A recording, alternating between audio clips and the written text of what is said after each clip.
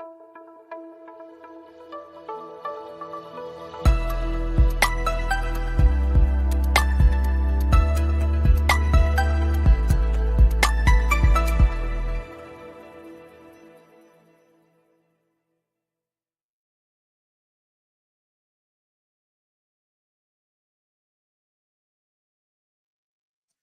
right. Welcome, everybody. We are at the year end, the end of 2023 Beams and Columns wrap up.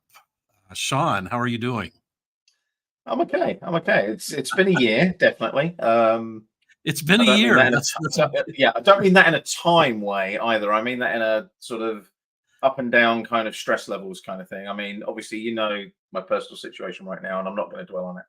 Obviously, but yeah, I think lots of things going on at the moment, especially over Christmas. It's been a bit weird and wonderful since I got back from Autodesk University. So, but yeah, it's we've it's flown by. I don't know how it's flown by so quickly either. We've done so many of these now, and basically had a lot of fun doing it. So Yeah, we've actually done quite a bit. And I did have the opportunity to kind of make a little 3 or 4 slide presentation to kind of recap some of the things that we've done together and that you've done and that I've done, that I want to show everybody. We do have some people in. I haven't seen any comments yet, but I know we've got some people that have joined us live. Feel free to drop a line to us in the comments section. Say hello. Let us know where you're joining from.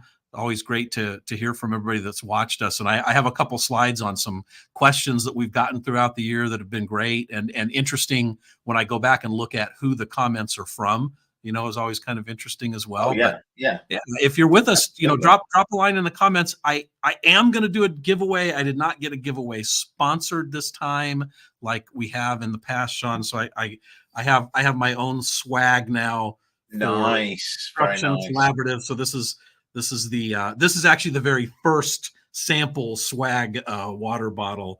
And for anybody that asks us a question or drops us a comment into the comments box, Yeah, it's we'll funny you should send say that. you. I did a bit of swag for Autodesk University as well, and basically I did my own Expert Elite Autodesk Expert Elite member shirts, and they That's went down the right. storm. Lots of Expert Elites were asking me, "Where did you get those from?" And I said, "I made them." Well, correction, my wife made them, but no, she's got this amazing machine called a Cricut. And if anybody knows crafting or anything like that, a Cricut machine, or Cricut as it is spelt, you can do anything and everything. You can do mugs, t-shirts, card, paper.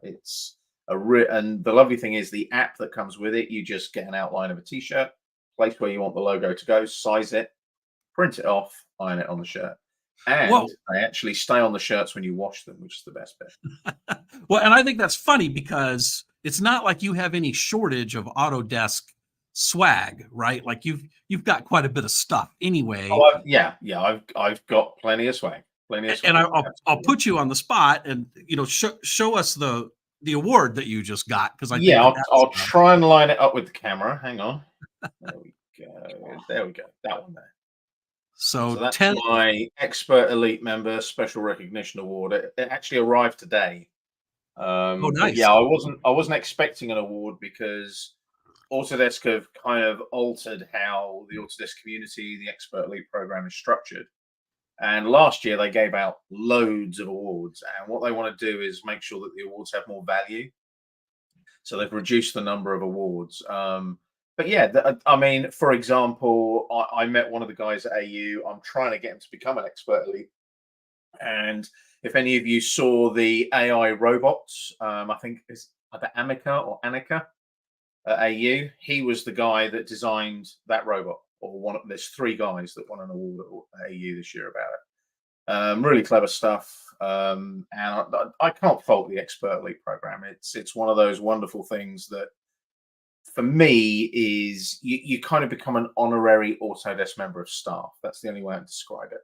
Nice. But you have the ethos there of everything that you do supported by Autodesk, which is really nice. So Nice. Well, and you and I were both together in person, actually, Yeah, which is I feel like that's it's the been a first long time in how time. many years have we actually sat down and had a drink together in a bar? That's Yeah, 4 years now, isn't it? I think if I remember rightly. yeah, because yeah, you're right. We haven't gotten together in person since COVID. So yeah, you're right. It's been 4 years. So yeah, we actually got to sit down together in Las Vegas. Yep. And speaking of, I have Aurelio here. Aurelio, excellent. I feel like he's our number one fan. He's never missed an episode. This one's a completely different time slot for us. It's like 2 o'clock in the afternoon for me. Shaun, it's like what, middle of the night for you? Not yet. It's only 5 past Almost. 9. Oh, Basically, almost. I had a lot going on today, and it was easier to do it later. So, Yeah, no. So that's I'm always excited to, when we do it at different times, we get different people that join. I feel like so, yeah, yeah, always kind of cool. But yeah, so you and I were both at Autodesk. We both spoke at Autodesk. I got to do my future of the construction workforce talk, which I thought was cool, because what I didn't realize in the months leading up to this, and the process better than I do, Shaun, with you.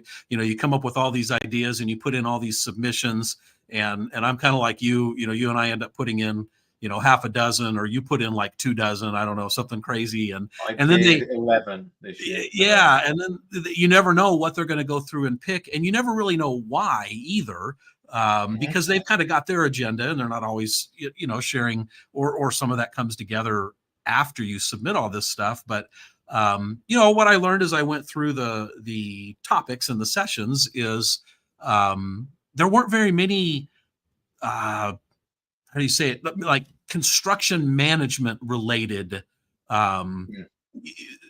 sessions that weren't centered around software. And so I thought it was cool that they let me do that. Yeah, And you're I doing was really lucky as well. One of my classes at AU this year was how do you learn, and That's right. I kind of base it around how I learn stuff. And some of it's a little bit dated. I mean, I joke about the fact that I still have all my AutoCAD journals from the 1980s, for example, where literally I had a ring bound A4 notebook. I wrote everything down. That's how I remember stuff, by writing it down. And it's just all about how you learn. And I try and keep it as generic as possible. I've taught it once before, I think at AU 2018, and it's just basically how do you learn. And what I try and do with that particular class is I just kind of throw these snippets out there and say, look, have you thought about learning this way, or have you thought about learning this way? Because Mhm. some people, they will learn on the job, some people, they will jump onto something like LinkedIn Learning, some people will go to Autodesk University, some people will go onto the forums on the internet, and they're all perfectly valid methods of learning. But obviously, if you can combine those and curate and archive in an appropriate way, using the appropriate syntax, to use a word that I use in my class, and you make sure that everything's filed accordingly, it can make your life a lot easier. So I used to be a journeyman AutoCAD contractor way back when. And all of my AutoCAD journals that are in a box somewhere, um, basically allowed me to keep track of all the new features in the newer versions of AutoCAD. So I might get a phone call on the Friday saying, "Oh, we've got a 3-week contract, but it's on AutoCAD 2014. And can you start Monday?" And because I obviously kept track of all the versions and the new Mhm. features, I was able to just go, "Yeah, I can start Monday. I can hit the ground running. I don't have to worry about learning new features in a new version of the software, for example." And that was the major benefit for learning for me. But I just hope that people walked away from it and had a little light bulb moment and thought, I could learn that way too, and that might help me Yeah. later on. Well, So and so here there's all that kind of stuff going on. But I yeah, wanted to go on, put Jim. this up What we got? there. So There you go. we would be remiss if we didn't point out, because I do think this is cool. Not in years past, not all of the sessions were recorded, right? So you had to be Yeah. selected for that. But this year and last year, I believe, Hmm. um, all of the sessions were pre-recorded, Yeah, kind of with a producer, and not just a camera in the classroom, and so they're not necessarily cluttered up with questions or stops and starts.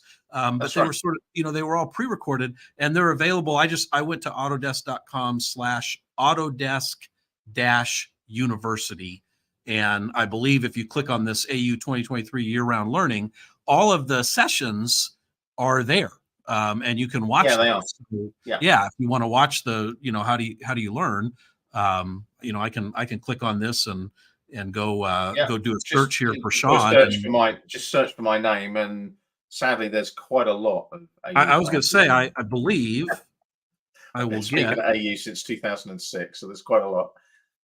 But I yeah, believe I'll there's all thanks. different ones in there. So if you search for that, I'm sure something will pop up. There you go. So Yeah, I mean, there you go. That one at the top there is from Autodesk University London yeah, 2018 when they had an Autodesk University in London. But yeah. what it does is it lists each Oh, of the there you go. talks, each of the different. There you go. That's the 2018 one. And how do you There's a- learn? That's the one that was this year. yeah. The reason that they're pre-recorded now, by the way, is during COVID. Obviously, we couldn't attend any conferences and so on, and Autodesk decided to pre-record all the classes and then have live Q&As afterwards with obviously a virtual Autodesk Mhm, University. And mhm. it was so successful that they kept it for the live events when they came around again. And I Got it. actually find it incredibly useful because what it gives me is a full run through of my finished product before I go to AU.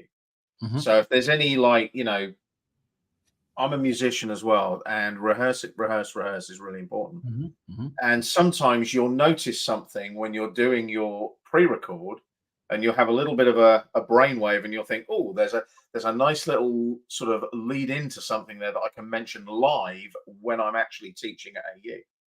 So what you'll find is if you came to my live class, there might be some little snippets in there that were really good takeaways, but they might not be in the recorded version. So, Uh-huh.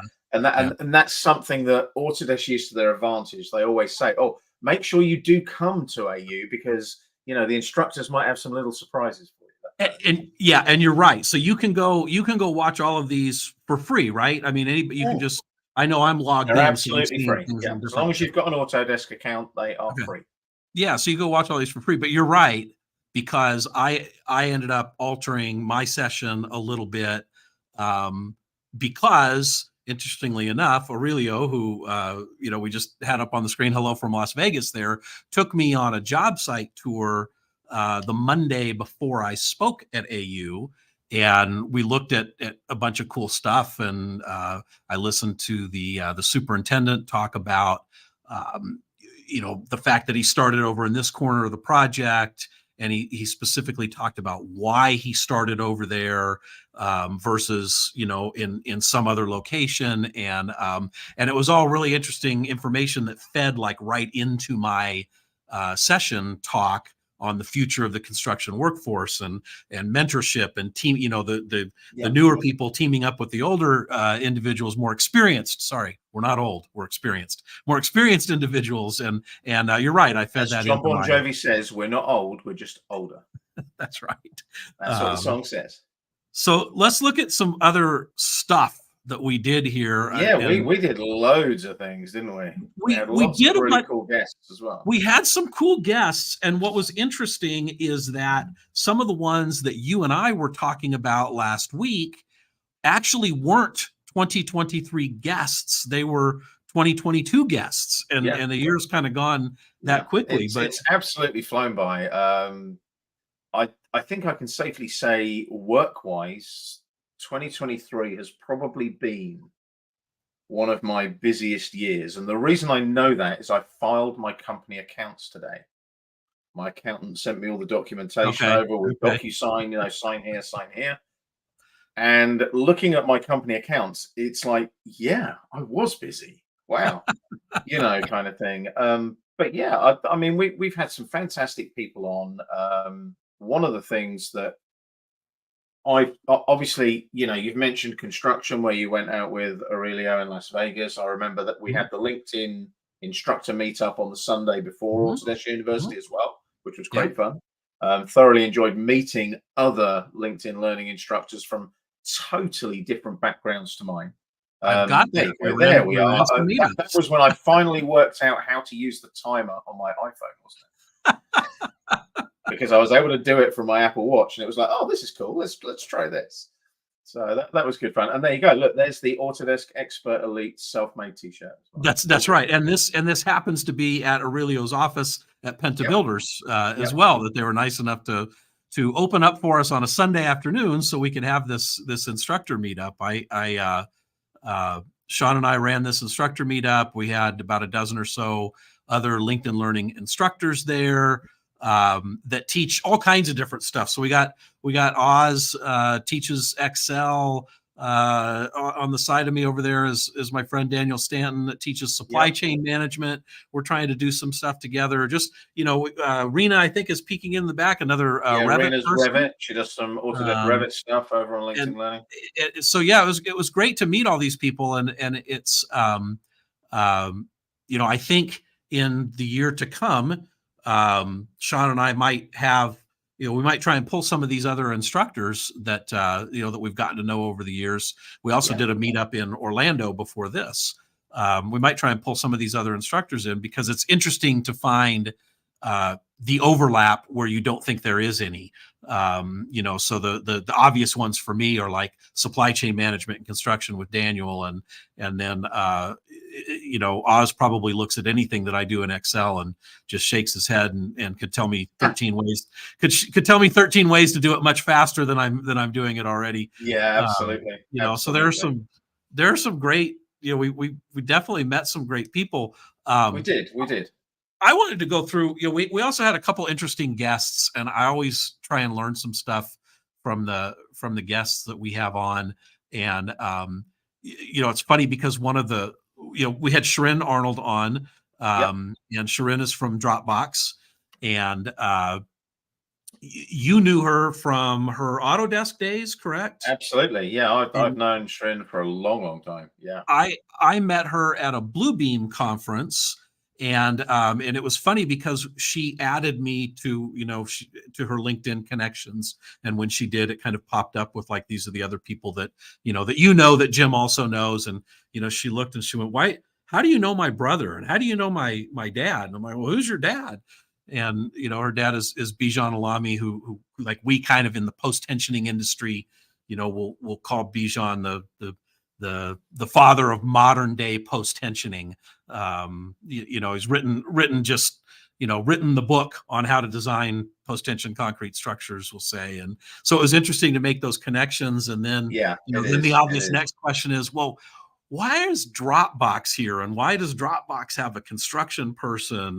So it was interesting to have those conversations. But the one thing that I took away from all of those discussions and conversations and having her on Beams and Columns was the Dropbox conversion folder, that you can set up. So like, Shaun, you and I have a shared folder that anything that you drop in as a DWG file, I Hmm. open up as a PDF, and Yeah. that way I can It's be my my a- my as my as auto as we my joked with AutoCAD. Sharon at the time, it just works basically. Yeah, yeah, Dropbox is just what I love about Dropbox. I used to use Dropbox to store all of my MP3s that I recorded as a musician way back, and that was how I okay, originally knew about Dropbox way back when. But what I love nice. about Dropbox is the way that they have evolved, not just with our industry, but Mhm. everything. You can have legal documents in there that your team can all sign, and you can even, sign off your mortgage and witness your mortgage on Dropbox Yeah, electronically. It's really yeah, clever stuff. yeah, yeah. Who else do we have? We had We also went international, didn't we, at one point this year? that's right. We had the Jim and Shaun are both out of the office edition. Yeah, we Um, did. and I was actually, weirdly enough, it was from my hotel room in Adelaide in Australia. We went away for a month in April to see the grandkids and so on because my daughter and son-in-law live just outside of Adelaide in South Australia. And I'll try and keep this background really short because it's a bit of a convoluted story. For my wife's 50th, I bought her a vine in a vineyard. And It's called the Barossa Cellar, and it's a curated museum of wine in South Australia. And we went out to Australia in April, and we had a tour of the vineyard, found our vine and all that kind of stuff. They really kindly let me fly my drone over the vineyard, so I've got some Hmm. amazing Hmm. video footage as well.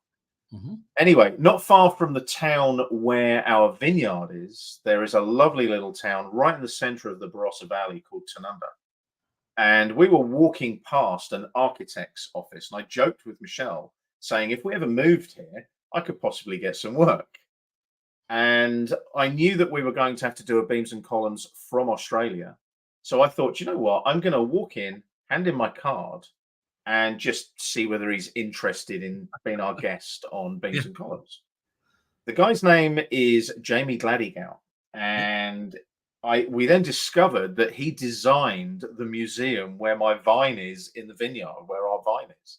So it was a really weird serendipitous moment when we started chatting, and he was like, "Yeah, I designed that building." So it was a really good beams and columns. The only issue we did have is one of the problems that Australia has is their internet isn't as advanced as the UK or the States. Yeah. So he had quite a slow internet connection. But other than that, it was quite fascinating because the way he designed the building, the museum at the vineyard was quite interesting. And that was Yeah. all using Autodesk Revit. So Yeah, we had some great images of the design of the vineyard, yeah, and then some finished pictures to go along with it, which I always think is cool to go from the 2D to the 3D to the actual images. Is always kind of cool. yeah, So yeah. yeah, that was And looking at the pictures you've got there on the slide, we also had Corey Wiener on, and his stuff blows me away because I love what he does. He goes out and uses LiDAR and photogrammetry to scan existing structures, but then he overlays the scan over, say, an AutoCAD drawing or an AutoCAD model. And they're works of art. They are just incredible. Some of the stuff he develops is insane. That circular stair is mind blowing. yeah, That one there. I yeah, mean, that is literally a 3D model overlaid over the photogrammetry, and it's just beautiful. It's absolutely beautiful. That's the sort of thing that you'd hang on a wall. But he does that for people to do refurbs, redesigns, and so on. And yeah. he creates some incredible stuff. I mean, if you look at that one, it's a 1926 Wyeth staircase. Huh. It's an object of beauty and art already, but they've done a 360 laser scan and overlaid it over the original 3D model.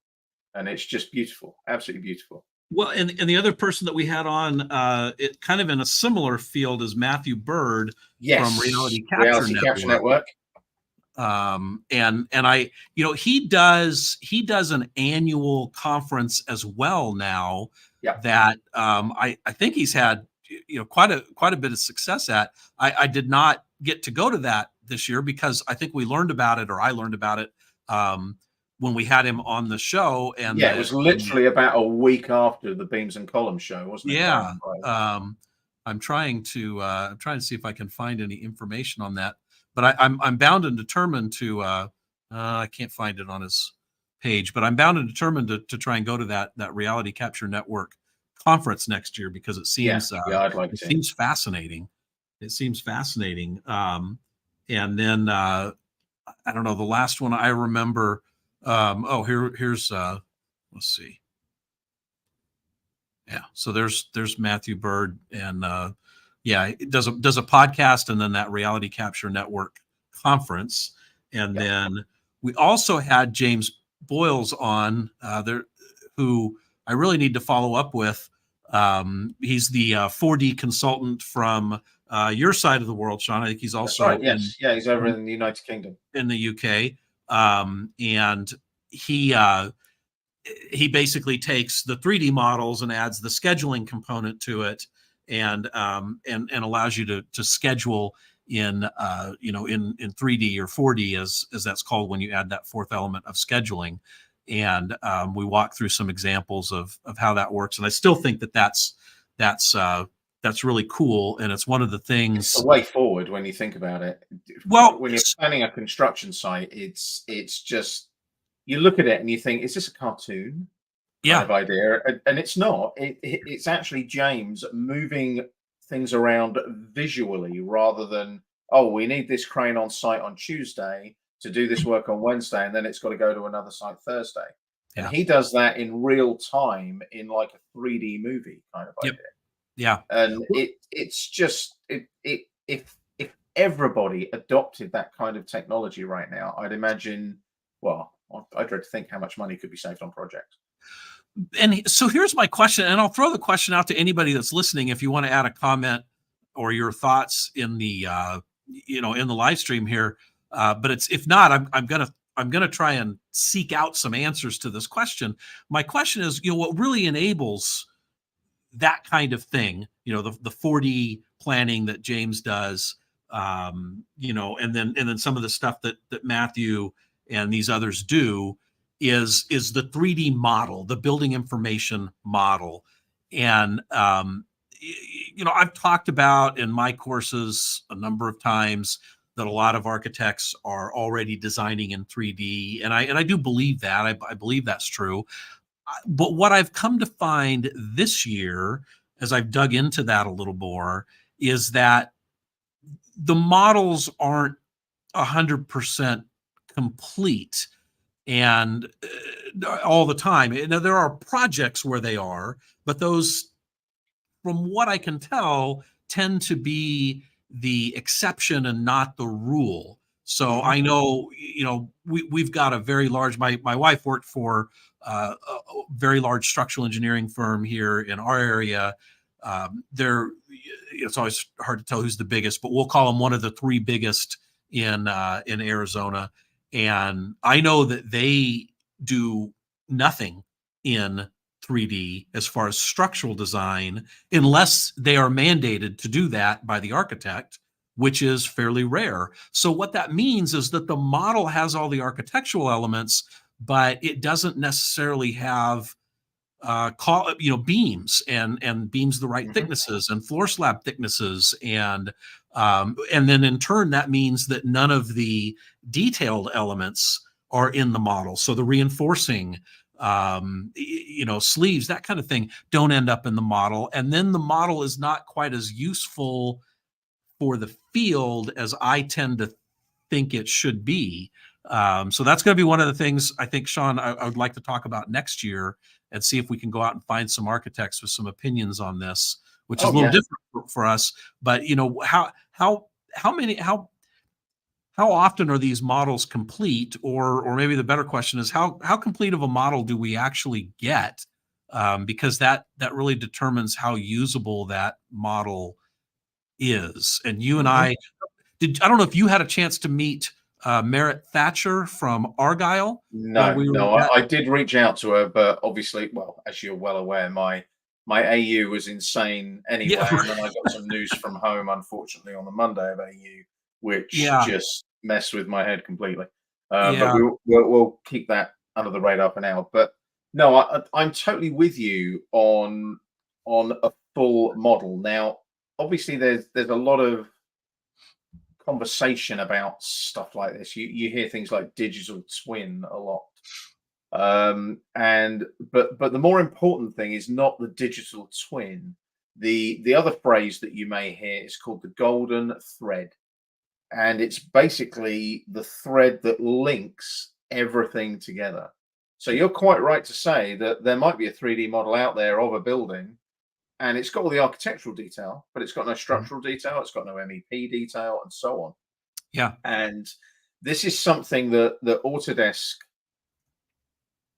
bash their heads against the wall with all the time. Is the crazy thing is all the tools that Autodesk provide, you can do that. Hmm. It's there. The technology is there. And Hmm. more importantly, now, from a conceptual design perspective and from an AI and cloud based perspective, you've got tools like Autodesk Forma where you can do your initial building proposal, put that over to the local government to get all your permits and so on. Hmm. And then Hmm. you can export that conceptual model straight into Revit. But now, based on AU just gone in November, you can Okay. now have bi-directional information going from Forma to Revit and then from Revit to Forma. And that's that golden thread thing where potentially you might get a building permit for something, it goes into Revit, you might need to make a radical change to something. You can then throw that straight back into Forma and resubmit for the permit. And that Interesting. saves a massive amount of time. So that's where that golden thread kind of Okay. idea kicks in. But if you want to take that to the next level, ideally, what you should be looking at is, for example, if you're working in design and manufacturing, you have a thing called PLM, product lifecycle management.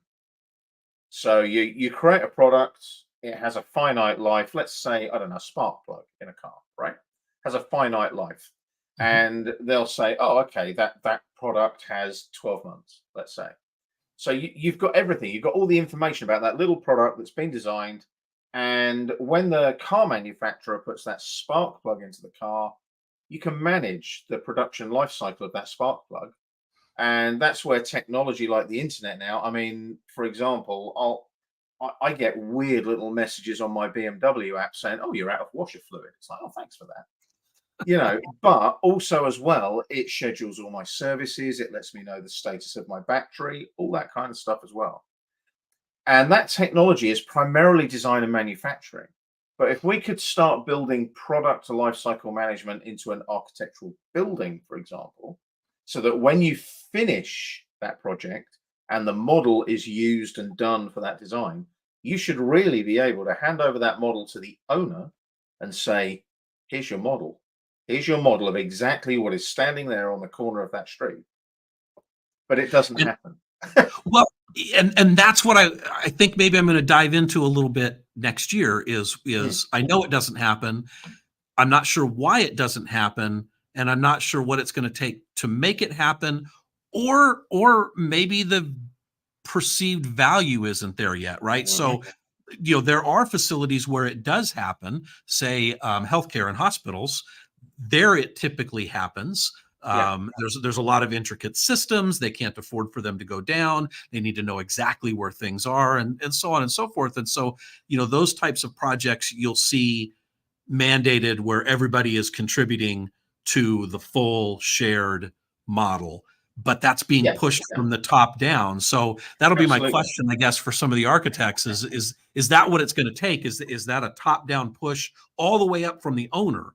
Does the owner have to want it and start pushing for it for us to start getting these complete models? And then when we get the complete models, is there, what can we do with them in the field? And that's where Mhm. I go back to like Merritt and Argyle's technology, which is augmented reality, where I'm able to take elements of the model and superimpose them on the actual project. And so if you do have all these elements in there, if you have all the mechanical work in there, for example, Yep. you can put yourself in the built structure, the partially built structure, and you can place the model quickly and then see exactly where all of the mechanical elements are going to go. And you can walk through and see, oh, that's a problem because this looks like the bend is here and the opening is 2 feet away. And then I can solve that problem before it becomes a field problem. So I can either find Absolutely. it. And it's the same with structural as well. The last thing you Yeah, want is an HVAC duct clashing with a steel beam, right. because Right. it's a horror story. That beam's got to be reworked. Yeah. The calculations got to be done for the structural stuff and everything else. Yeah. I So mean, yeah, when I can I'll give you find an these things, example. I'll give you an go example ahead. way back when in my history. My Yeah. first Autodesk University was 2006. And I was invited out to speak about a product that Autodesk had at the time called FM Desktop. And it was all about facilities management. But Okay. one of the classes I taught it was all about encouraging architects to add another business revenue stream to their business by becoming, in essence, the facility manager during the project, and then doing a facility handover to the owner to say, this model is completely facility managed for you. It's ready to go. Like, for Interesting. example, all the rooms are numbered, all Mhm. the occupancy is dealt with, all the gross internal areas are calculated, and the usable areas and the vertical penetrations, all that kind of stuff was all calculated for them. Hmm. Because what happens now is a lot of the time you'll find that the owner gets something like a Revit model, and they are then just left craft to figure out all of that kind of stuff, the room numbering and everything else. Now you can bring in products such as what have you got? FM Systems, Maximo, Archibus, various other ones. And that Archibus, for example, is a big, expensive product. You know, you're talking, well, when I was working on it, you were looking at about £10,000 a seat, give Mm. or take, overall cost by the time you got somebody trained up on it, by the time you've got everything working the way you want it to work, and so on. And basically, I think we're in a position now where somebody commented, I can't remember what the quote exactly was, but the people that are going to benefit now, it was a LinkedIn quote, it was on my feed recently. The people that are going to do well are the people that are willing to unlearn and relearn and learn new stuff. Interesting. Because we AU was a prime example this year. Autodesk have finally grasped the nettle of AI, but also they're starting to bring in things like, generative design, because the AI is allowing you to do loads of calculations in the background in the cloud and so on. Mm. And I think companies are going to have to really rethink how they do stuff. Okay. I've always been a believer in arguing against the line, "Oh, we've always done it that way," and it's like, yeah, but you're going from A to B to C. I can show you how to go from A to C and cut out that second step. Which, in essence, if you think about it, if there's two steps, A to B to C, I'm basically making them 50% more effective by Sure. doing that. If you Sure. if you look at it in a really basic level. Mhm. But the technology that we're starting to see coming from Autodesk now, from AutoCAD and upwards, AutoCAD includes loads of machine learning, loads of AI now, as does pretty much every product they create. Mhm. And you're going to have to relearn stuff and move away from what I call the traditional methods. You mentioned Marek Thatcher and the headset and stuff. Mhm. 10 years time, that'll be normal. Yeah. I can guarantee Mm. on some of the sites around the world, you will start seeing people that will just become normality. Mhm. Ruggedized tablets will become normality because you'll be viewing the model of the building on your tablet and Sure. checking and tagging and so on. It's Sure. going to happen. It's going to happen. And you've got to adopt that technology. If you don't, you're going to get left behind. And I remember Matthew Bird, one of our guests, one of his comments was really, really important during that particular show. And he basically commented on the fact that if you haven't got somebody in your business, your company, testing this stuff and looking to see whether it's of benefit to you, you're going to get left behind full stop. You've got to have somebody who is on the ball with the latest technology.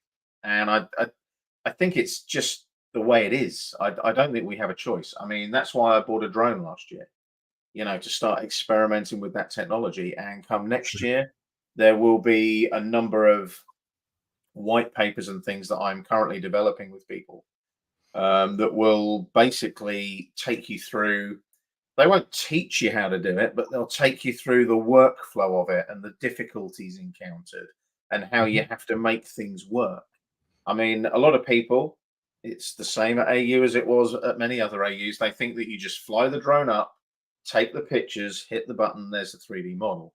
You've learned It, that's not the case. that's yeah, and I'm writing a white paper on that right now. And I jokingly call them white-ish papers. They're not all technology and jargon. These Sure. are these are my little sort of adventures in technology, CAD, BIM, etc., and how I approach them and how I learned from them and how I thought, right, okay, so that workflow has to change because I'm not getting the desired result here. And I realize with drones and things, yeah, drones are fantastic for doing videos, but drones are also amazing at taking photographs. Interesting. And that's where the Mhm. photogrammetry kicks in. So Okay. you can develop a fantastic range of photographs going around a building, drop them into something like, I don't know, Autodesk Recap or Unreal Reality Capture, something like that. And Unreal Reality Capture is actually very, very cool. Unreal Engine, they're the guys behind Fortnite and so on. And Mhm. they've got a reality capture tool where they can generate models from all that photo technology that you've got from your drone. And that we're starting to see, in essence, a second universe. That's the way I always think of it now. And somebody mentioned that at AU to me this year.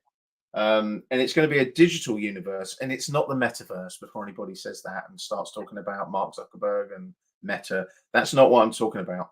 It's a second universe where you've got all of that information up to date about your particular project or building or design or whatever, and it's right there at your fingertips. Mhm. I mean, if I wanted to find information when I first started in engineering, I was going to big sort of filing cabinets the same height as me, flicking through all the drawings on the racks, trying to find the drawing. Now, I just jump on my phone or my iPad and I go, oh, open up that file, zoom in, there we go. That's how it's happening. And the next step up from that is the drones, the headsets that you mentioned with Marriott as Mhm. well. Mhm.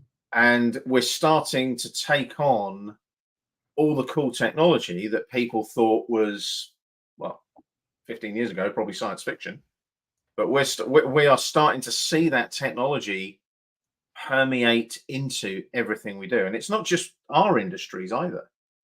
I mean, one of the most fascinating ones I saw a little while back was, I think it was something like the 10 millionth Mini had come off the production line in Oxford in the UK. And I was just watching a little 15-minute news snippet about it. But I couldn't care less about how many minis they've made. I was watching all the robots that made them. And the production line was just insane. So you could walk into a mini showroom, decide on the color of your mini, the type of seats, everything, right? All these robots knew which doors and the right color doors to go on your mini at that particular point on the production line.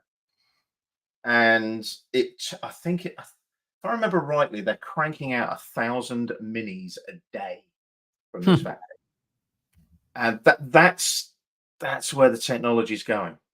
It's all these time savers to allow us to concentrate on the actual work we need to do. Interesting. Interesting. Well, let's take a look. I want to put this slide show back up if it will let me. There we go. And just kind of run through some of the other things that happened this year before we go off talking about next year. We gave away some swag. We'll give away some more swag, but I did want to say thank you to, I think we just had the two swag sponsors. We had Fieldwire and Dropbox I that think didn't Janice organize some Autodesk swag as well, possibly, if I remember rightly? we might have I'm gotten not some sure. Autodesk swag. I got some Autodesk swag. I'm not sure but yeah, so we might have had Autodesk swag in there as well. And I kind of like that because it encourages people to drop in comments and at least Yeah, tell us yeah, hello and where they're joining from. So I always think that's kind of cool. We talked about the absolutely. meetups. We talked about the meetups, and again, I think that uh, Shaun, I know you've got your podcast as well, and I've got mine that I've been doing a little bit, and I've kind of been trying to network with some of these other instructors, and I've got some ideas for instructors that might be great for us to have on beams and columns. Oh Uh, yeah, but I absolutely. think meeting up with these other LinkedIn Learning instructors has been really beneficial I for found that me. the cross pollination and how we discuss stuff on that Sunday was Yeah, fascinating. yeah, We all yeah. kind of each individual instructor stood up and talked about what they did, and Hmm. then we kind of talked about things that we could use LinkedIn for, Hmm. to talk about our courses, to promote our courses, and so on. Hmm. And it was a really good conversation, and Yeah. you suddenly realized how expansive the LinkedIn Learning Library is as well, and more importantly, all the different methodologies within the library. I mean, you and I Hmm. are quite traditional in how we teach on LinkedIn Learning. I mean, you obviously bring video in because you go out on site and show how things are working on site. Mine is predominantly screen capture with Hmm. AutoCAD or other. I mean, I've done an Autodesk Former intro course, which will be due out soon as well. Showing the actual software. Yeah, Yeah, yeah, it's a first look at yeah. Autodesk Former, and the Mhm. crazy thing is I recorded that only a few months ago, and I looked at Former literally just after I got back from AU, and they already look different. It's Of it's course. like, Of guys, course. slow down with the development, please. It's like, That's right.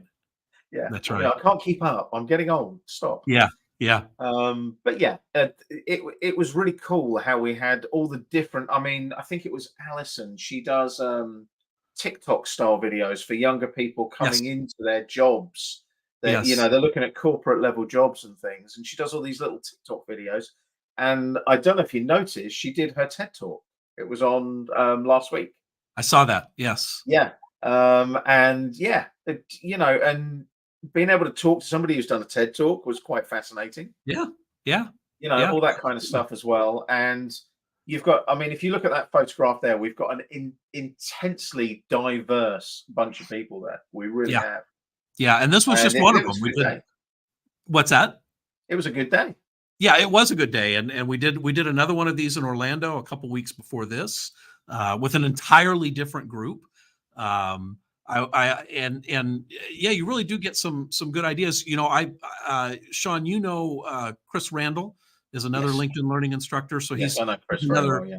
he's another one of our AEC instructors, construction instructor mostly. That his expertise tends to be mechanical, electrical, that type of thing, and has some great estimating courses on Mhm. LinkedIn Learning. He and I did a LinkedIn Live a couple weeks ago, um, shortly after, right at the beginning of December after AU, and we talked about the practical aspect of getting the field to buy into technology. Yeah. And what he brings there is, in I mean, this is what I do these days. I do this and I do some consulting. But for Chris, what he does, in real life at his day job is he runs this big electrical contractor. And so he's the one that is actually trying to get the field crews to implement this technology that we talk about. And he had Hmm. some fascinating ideas about um, challenges he's had and solutions that he's come up with. And so we Hmm. talked about those, and that was a great, kind of joint effort there for a live stream. I met with Erin Shrimpton, who is closer to you than me. She's in Ireland. She's Ireland. Yeah, she's over in Yeah. Ireland. Yeah. But Aaron talks about changes at work and things along those lines. And as we were talking, she was here recently in the States, and we got to meet up for a little while. And as we were talking, it sort of occurred to me, well, wow, I need to get you on here as well, because again, I've talked about these are the changes you need to make. And then I brought Chris on and talked about, some of the real world challenges of making those changes and solutions. And then Aaron, I feel like could kind of bring to the table the psychological barriers of implementing change, which we know Mm. are huge, right? I mean, Yeah. it's construction, nobody likes change, and she's consulted with some agencies and things that are similar in nature to the construction industry in terms of fighting change, and I think could bring some real fascinating insights there. So yeah, meeting up with these other LinkedIn Learning instructors has been really great this year, I think. And Shaun, we also launched some courses, right? We We both did. we Yes. both got Yes, some we did. courses published in 2023. Yep. um, and You can see my AutoCAD, learning AutoCAD and AutoCAD Essential training there. yeah, I've just started up doing the AutoCAD 2025 versions of those. So nice. they will be due end of March, as usual, day on date when the new version of AutoCAD is released. So Nice. they'll be out at some point. The Dimensions one was fun. The Annotative Dimensions course you can see there. Hmm. Hmm. There's a lot of different ways that you can dimension stuff in AutoCAD, and it's a bit of a deeper dive course. So you do need to know AutoCAD before you jump into it. But I'm hoping that one will encourage people to dimension the way they should. It's like the only way I can describe it. Yeah. I won't go any further, but honestly, to use a phrase that I often use, well, I used to use it a lot actually when I used to do a lot of training consultancy. Higher level, corporate level guys would turn around to me and say, "What happens if we pay for all the training and they leave?" And my immediate counter to that is, "What happens if we don't train them and they stay?"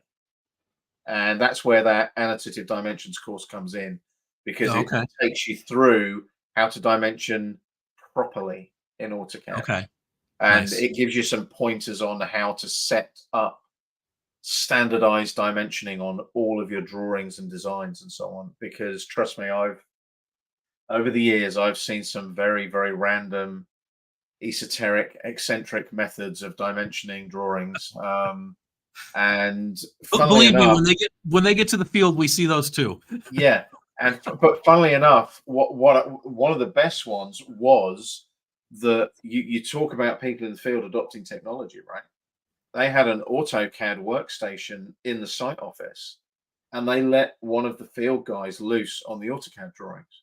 Interesting. And this, I mean, normally in AutoCAD, one of the cardinal sins is exploding a dimension, because it then Okay. just becomes lines and arrowheads and text. So it's not Okay. actually dimensioning a physical distance or geometry. And this guy was running around exploding all the dimensions and just changing the text on the dimensions on the drawing. So the dimension actually measured something, but the dimension text was giving you a totally different value. And yeah, there was a few little, I'll say, hiccups on site because of it. So Interesting. I yeah, like it. Yeah. Well, and then yeah, I was able to get a few courses. I finally got my Bluebeam courses updated. So there's kind of a shorter intro one, and then the Review 21 Essentials course finally updated with all the latest features, and the fact that you can now log in on any machine to your instance of Review 21. I don't know if you know this, Shaun, but up until recently, Bluebeam was still kind of using that old licensing model that was tied yes, to a machine. And yeah, so yeah. if I had Bluebeam up and active on this machine that I'm on now, and I took my laptop home, I couldn't You use couldn't it. log into Yeah. it. So they fixed that, and Yeah. that's come with some other changes as well. And so that's all in those courses. And then the one you kind of can't see my designer cut it off there, but it's called Construction Management Lean Strategies for Success. And I it's another one of those where I always struggle with the with with the title of the course. I'm not sure if it's the best title or not, but it is my favorite course I feel like that I've done so far in the LinkedIn Learning Library in terms of topic and content, because I really kind of pull together a lot of the things that I talk about and bring them all home to, hey, when we're adopting technology, when we're adopting whatever it is, these, new strategies, adopting lean construction, whatever it is, we really need to remember to focus on the outcomes and not the solution. And there are people that will argue with me about that, and I will stand my ground all day long on, and I will die on that hill. I see too many people focusing on the solution. If we just adopt lean and we do everything that the lean people tell us to do, life will all be good. It doesn't work that way. You've got to Certainly have doesn't. some outcomes in mind. You got to have a goal. You got to know what you're doing. And so that's what I talk about in that course called Construction Management Lean Strategies for Success. And I really say, look, I think in construction, the two biggest things that we need to focus on solving are rework and downtime. So improve throughput, eliminate rework. If you start taking your solutions and looking at the things in your solutions that will help you do those two things, we will make some serious improvements in the construction industry. And there's a ton of opportunity to do that. Unfortunately, part of the reason there's so much opportunity is we have so much rework and so much downtime. That there are a lot of opportunities to fix those things. But anyways, those are the courses we released in 23. And you already mentioned you're working on AutoCAD 2025. Is that right? Yep. That's literally just had sign off. So that'll be Nice. that's my January gone, basically. Nice. Yeah, So and I've got one later in the year, sometime first or second quarter. I've got another one of my occupational safety and health courses greenlit. So not necessarily specific to construction, definitely applies to construction, but also applies to a lot of other industries. Those safety and health courses have done really well on LinkedIn. And this one's more of a fire safety, emergency management, and I've already told the producer and the director and the LinkedIn Learning Studios that we're going to light some stuff on fire and film it. So we'll see how that goes. We'll see if they actually let me do that. Oops, let's pull down. We're not quite ready to say goodbye yet. We'll pull that down, but yeah, that's kind of what I've got for next year as well. Yeah, there's a lot of stuff going on. As Jim already knows, basically I have a bit of a project in inverted commas kicking in next year. Some personal things have kicked in that have taken up quite a lot of my time over the last couple of months. Well, since November the 13th, in fact. So they're going to run probably into the new year now. But basically, the idea is that I want to try and create a place where people can go and access what we're doing here, beams and columns, Mm-hmm. but also access lots of other stuff. And the idea is that I want to start bringing in various stakeholders, subject matter experts, so that there is a repository of information that people can refer to. Beams and columns gave me the initial idea for it when we started doing it. And hopefully, fingers crossed, I'll have some nice little bits and pieces coming through towards the end of January next year. Strangely enough, Jim will be involved with those. He might not know it yet, but he will. Nice. Yeah, nice. There's some things happening. I don't want to kind of broadcast it right now because it's just not ready yet. When it's ready, Sure. and more importantly, when I'm happy with how it looks and it's ready to go, I will make sure that you're all made aware of it. But it will include beams and columns. It will include lots of other things as well. And the idea is that I think everybody nowadays needs to have places where they can go, not just where they can learn, but where they can read information about things that have happened and things that are new. I mean, a prime example is one of our fantastic guests this year was a chap called Pete Kelsey. He runs a company called VTCC now. He's an ex-Autodesker, and what he doesn't know about drones and photogrammetry ain't worth knowing. And right now, he's on Alcatraz. Scanning Alcatraz, yeah. I didn't realize it. He's doing Christmas on Alcatraz as well. But I've known Pete for many, many, many years. And basically what they're doing is they are mapping the escape route of the group that managed to escape Alcatraz in the 60s, I think it was. The Clint Eastwood film Escape from Alcatraz was based on it. And they're doing all of that right now. And if you get the chance, go and look up Pete Kelsey on LinkedIn. And they have just finished scanning the photo and records room, and they've all got their little mug shots with their little signs in front of their faces, and it's one of the most hilarious images I've seen in some time. It's very, very funny. But yeah, all these kinds of people. Pete is another one that I will hopefully be getting involved in the new project as well.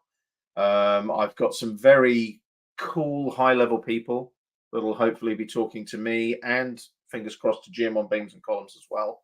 There will be a corresponding podcast, which will be mine, but also that'll kind of tie into beams and columns, because what I want to try and do is cross-pollinate with guests and information and so on. So, for example, you might be listening to one of my brief little podcasts with somebody, and I'll say, "Oh, by the way, this person also guested on beams and columns. Go and check out this video." And it's all about information. And I think everybody now needs to, especially with the technology we've got coming through, it's all about the information and having that information at hand quickly and almost in real time. And the technology, the hardware, the toys, the tech are getting to a point where we have got that information in real time, and we can make much quicker decisions on things like Jim was talking about, reworking. Rework is a horrible thing on site when you have to do lots of it because things have changed. And if you had that happening, if it was planned for and you had that happening in real time, you then don't have obviously the downtime where you're waiting for something to be changed on site. Yeah. So that's kind of where I'm going with it. And fingers crossed, end of January, there will be some exciting things for you to look at. So Nice. Well, I will also have more information. I'm gonna throw this. This is gonna be my last words here, but I'm gonna put this one up here. So I have been working with this group. You and I have talked about this, Shaun, called On Yes, we have. Three, Yeah, absolutely. and it's different than LinkedIn Learning. It's app based. It's all mobile based training, and in terms of the construction industry, is really more field based. So when we, all of this content was filmed in the field, pointing to things, picking things up, and what we finally are done with and ready to release to the public is our construction safety series. So in the U.S., people talk a lot about OSHA 10-hour training, which is kind of hazard awareness training,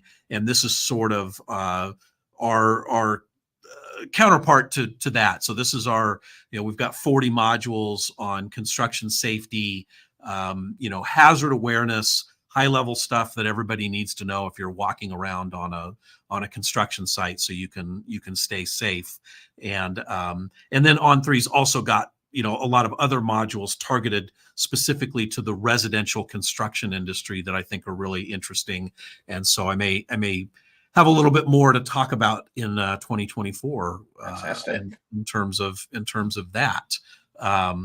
We also, so I I told you we would do a giveaway, right?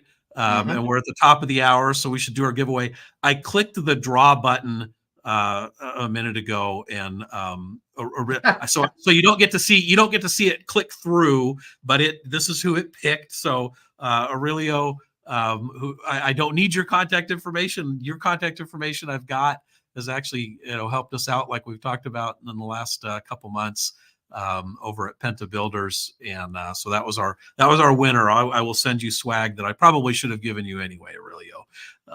But really appreciate everybody that's joined us for this year, and look forward to seeing you again next year. Any Yeah. final words, Shaun? One thing I will say, on a personal level, is go away now, have a break, relax, enjoy time with the people that matter the most. It is time for a So, break. yeah, somebody said something to me with my personal situation recently. They said it's just work. It'll be there when you get back. Don't worry about it. Go and do what you need to do. And it's so true. We had, I think it was Hannah, wasn't it, talking about mental health in the workplace. Heidi One Hanna, of our yes. first meeting Heidi clients. and Gemma, I think. Yeah, that's right. Heidi, that's it. You got it right. And yeah, it's mental health is one of those things that you don't think about until you start realizing that your mental health has been affected by something, Mhm. and you need that break. And this is perfect time just to kind of batten down the hatches, switch off for a while, enjoy the turkey, have a few drinks, enjoy time with your family. I can't stress that enough. And just make sure that you relax, come back refreshed in January for your new year. Yep, I agree. I couldn't agree more. That sounds good. Shaun, great talking to you as always. Again, everybody, Absolutely. thank you for joining us this year. We look forward to seeing you all again next year.